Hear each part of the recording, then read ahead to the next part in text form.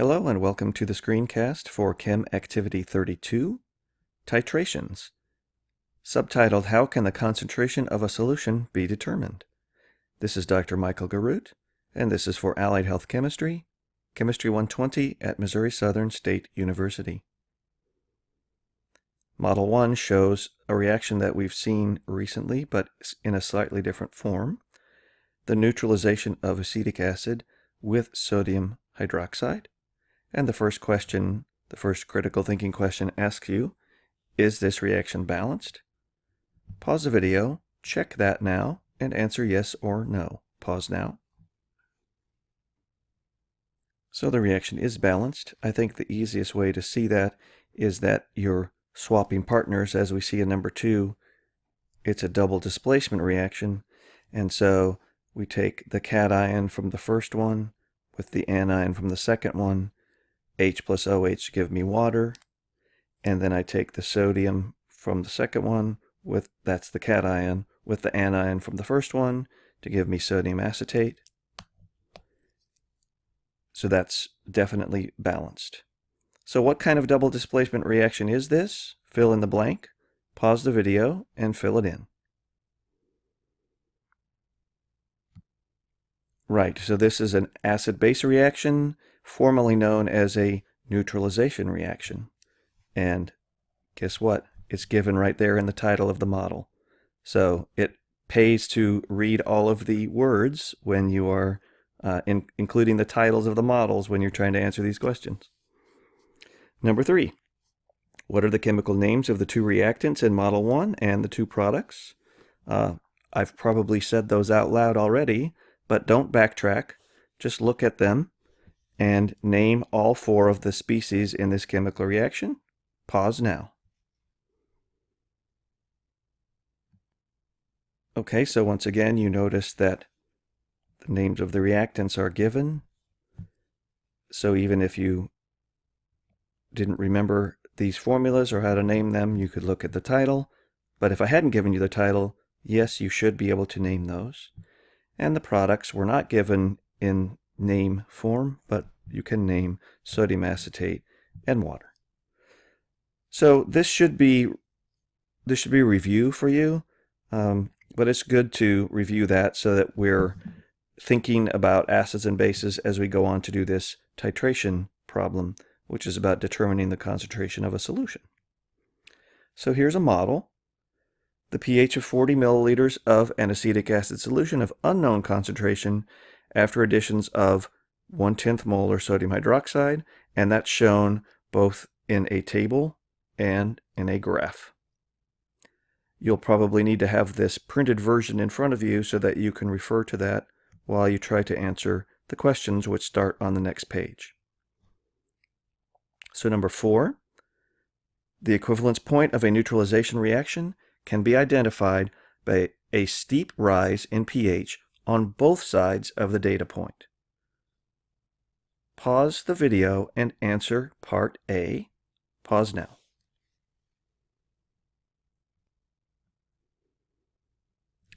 So we're looking for the data point that has a steep rise in pH on both sides. It's got to be this point. So that's the one I'm circling. Sometimes students will pick this one. I think that they're missing the point that it has to rise steeply on both sides of the point. And so if I look at the right side of this point and the left side of the point, the slope is very steep on both sides of it. That's how you identify the equivalence point. Part B, what is the pH at the equivalence point of the titration in Model 2? Pause the video and write your answer. Pause now. All right, so I say the pH is 8.78. Is that what you said? How did I figure that out? So if you use the graph, then you would be trying to read it off of this scale. And perhaps the best you could do would be to guess that it's about 9, pH of about 9, or maybe you would have said 8.5. But if you notice that this is at 25, and I look in the table to find the actual data for that, that's where I got the 8.78. And I know it's that one because at 24 and at 26, there's very large changes in the pH, so I know I've picked the right point. So 8.78. And how many milliliters of sodium hydroxide were added at that point? Well, I just answered that one. You can see that it's 25. I didn't draw my line perfectly straight, but for the reasons I described earlier, it's 25. So, letter D, what was the concentration of sodium hydroxide added to the solution? Pause the video and answer this question. Pause now.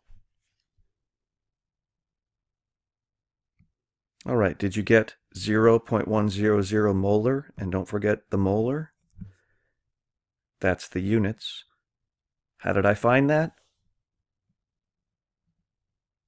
It was given in the caption of the model, right? Underlined there. So if you were trying to do some calculation there, you couldn't do it because that's just information that was given to you. So, part E. Given your answers for C and D, what quantity can you determine? So in C, I have the milliliters of sodium hydroxide, and in D, I have the molarity of sodium hydroxide. So what is the quantity that you can now determine? Pause the video and write your answer. So you got that it was the moles, right? You had the milliliters. You can change the milliliters into liters. And if you do the translation like you always should, molarity is moles per liter. So if I just write that here, 0.100 moles per liter, that's a conversion factor between liters and moles, is it not? So I can change milliliters into moles. There's my unit plan for question 5. How many moles of sodium hydroxide were added at the equivalence point? So pause the video and do that calculation. Pause now. Great. So if you just followed the unit plan, you started with milliliters, you changed into liters, and you changed into moles using the molarity, and you get this answer. Part B. At the equivalence point, the base has exactly neutralized the acid, and no extra base has been added. Considering your answer to Part A and the equation in Model 1, how many moles of acetic acid reacted at the equivalence point? Pause and write your answer. So you get that that's the same, yes? If I look at the equation, we're saying that at that point, we've added, well, let me read the question again. The base has exactly neutralized the acid and no extra base has been added. So if I look at the equation and I'm saying that this base has exactly neutralized this acid and no extra base has been added, then I should have exactly the same amount of each. Yes? So put that into some kind of sentence that you can write for Part C. Why are the answers to Part A and B the same? Pause the video and write your answer. Pause now. All right, so you have a good answer there. I don't think you need me to confirm that. I think you're feeling pretty confident about that at this point. So let's move on to number 6. In which step of question 5, A or B, is it essential to have a balanced chemical equation? And why is the equation essential? Pause the video, fill in this blank, and answer why. Pause now.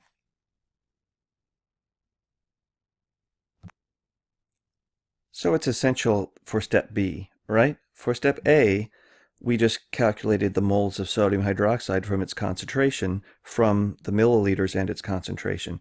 You don't need a chemical equation for that. But to change from the moles of sodium hydroxide into the moles of acetic acid, that's where you need the equation.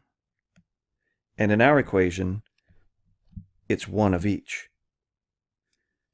So what I wrote for my explanation was, you need to know the mole ratio of base to acid. You could say this in different ways, just so that you understand you need to know how the acid and base react together and in what quantities so that you can convert from one to the other. We've done that before in a chemistry activity, and the fancy word that talks about those mole relationships is called stoichiometry. So you could have said in this statement, you need to know the stoichiometry of the reaction. That would have been a sophisticated scientific way of saying the same thing. All right, number 7. Is it necessary that the pH is neutral at the equivalence point? Neutral means pH of 7. And explain. Pause the video and write your answer.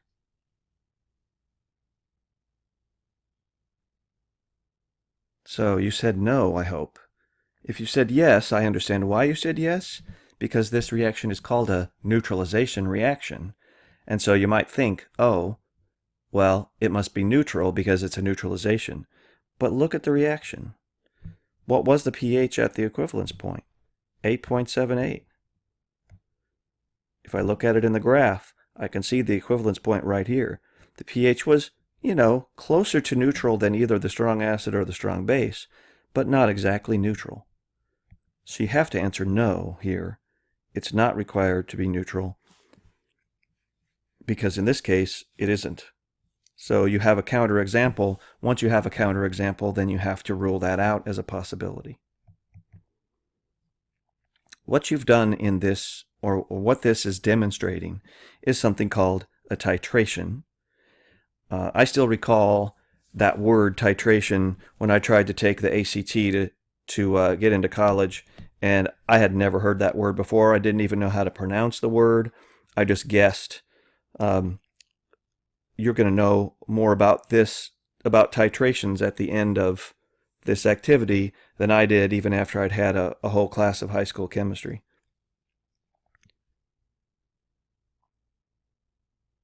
We've defined the equivalence point here, and this just restates what we've already discovered in the first 7 questions.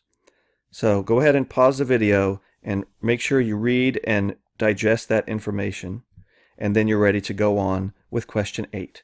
So read the information, pause the video, and answer question 8. Pause now. All right, so did you say something along the lines of the moles of acid and the moles of base are equivalent? Or you could have said the moles of, and listed this formula for acetic acid and sodium hydroxide. Something like this. Number 9. How many milliliters of acetic acid were titrated? Pause the video and find the answer for this question. Pause now. All right, so this is the answer. If you didn't get this answer, pause the video, go back and look at the model and see where I found that answer. Then we're ready to go on with number 10. What is the original molarity, moles per liter, of the acetic acid? You have everything you need to answer that question, so pause now and answer it. Pause now. So you need moles per liter. So I have the moles that was given. You figured that out back here in question 5b. And the milliliters you have here from question 9. Moles divided by milliliters is not quite the right unit, so I need to change milliliters into liters. Milliliters cancels out. And I have moles per liter, and I round off to 2 significant figures. So I could stop here. That is correct. Or I could change that and just write capital M instead of moles per liter, and you've got it. So number 11. You have now done a titration calculation. And the point of the titration was to start with the things that we did and to calculate the molarity of the acetic acid. Remember, here's the definition of titration in the information. So pause the video now and write a list of steps that you would need to follow in order to solve a titration. Pause now. All right, here's a possible list of steps you could have come up with. So why don't you take a look at the steps that you have, compare with my list, and see if you left anything out that you'd like to put in, or have anything extra that you'd like to cross out.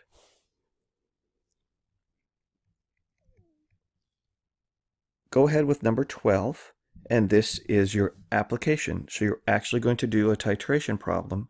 So if you follow the steps that we have outlined in number 11, or whatever you have written on your paper, you should be able to do a titration problem. Pause the video and work number 12. Pause now. Okay, and here is a solution. Look through what you did, compare it with the solution, look at all of the steps. I did not rewrite the reaction because we already have that above, and because I didn't have enough space here. But if you have a different reaction, you would certainly want to write that out.